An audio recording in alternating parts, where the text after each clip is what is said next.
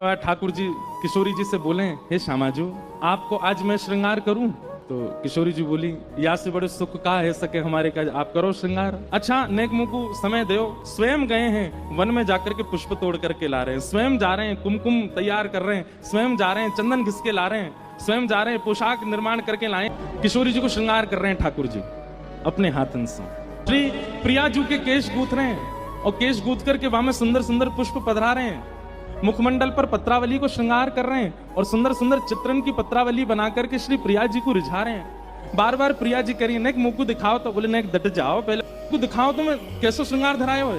ठाकुर जी कह रहे हैं मैं आपको भी नहीं देखने दूंगा, मैं ही देखूंगा बस। तब ठाकुर जी एक विशाल दर्पण लेकर के आए प्रिया जी के आगे। अभी तक तो श्याम सुंदर पर रीझ रही ठाकुर किशोरी जी, लेकिन जैसे ही दर्पण में अपना स्वरूप देखो और अपने स्वरूप में अपनी ही आंखन के काजल को देख रही, अपने नेत्र नहीं देख रही है, आंखन में जो काजल लगो है वह काजल में ये सोच रही है श्याम सुंदर ने अपने हाथन से लगाया है। अपने मुखमंडल पर पत्रावली जो चित्रकला बनी है वह चित्र को देख करके सोच रही है श्याम सुंदर ने ऐसे हाथ घुमा करके चित्र बनाए हैं। अपने केशन को देख करके विचार कर रही है ये सुंदर गूथे श्याम सुंदर ने, ये पुष्प तोड़ के श्याम सुंदर लाए। अपनो रूप देख करके किशोरी जी ऐसी आसक्त भई कि बिना पलक झपकाए अपने रूप को देख रहे हैं। ठाकुर जी हाथ में दर्पण लेकर के बैठे हैं और किशोरी जी से पूछ रहे हैं, हे श्यामाजू ये बताओ दोनों में कौन ज्यादा सुंदर है, आप की मैं? किशोरी जी भी छेड़ रही हैं ठाकुर जी को, दर्पण में देख करके बोली, मेरा मुख तो ऐसा है जैसे चंद्रमा के उजालो, जैसे कोई पूर्णिमा का चंद्रमा, आप तो ऐसे हो जैसे अमावस्या की रात। अब इसमें क्या पूछ रहे हो आप, कौन ज्यादा सुंदर है? यही है फर्क। ठाकुर जी बोले तो फिर याद रखियो, बोले कहा चंद्रमा भी तभी सुंदर लगे जब अंधेरो होवे, जब अंधेरो ना होवे तो चंद्रमा ना बढ़िया लगे। हे श्यामाजू आपको मुख भी हमारे चमक रहा है क्योंकि मैं हूं बगल में।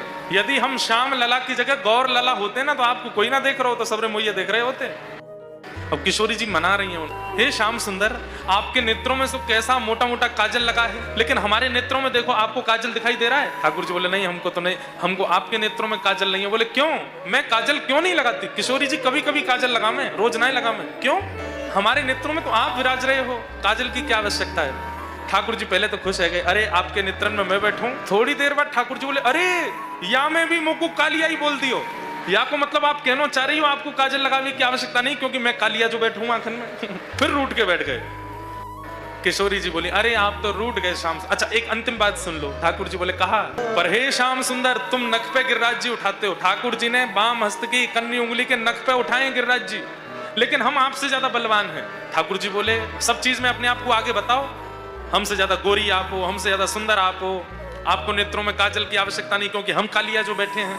और अब ये भी कह दो कि एक तो कह रही हो कि हमने नक पे गिरिराज जी उठाए, फिर कह रही हो आप हमसे ज्यादा बलवान हो। कैसे? किशोरी जी 7 कोस लंबे चौड़े गिरिराज जी को मैंने उठाया तो आप बलवान कैसे ज्यादा भाई?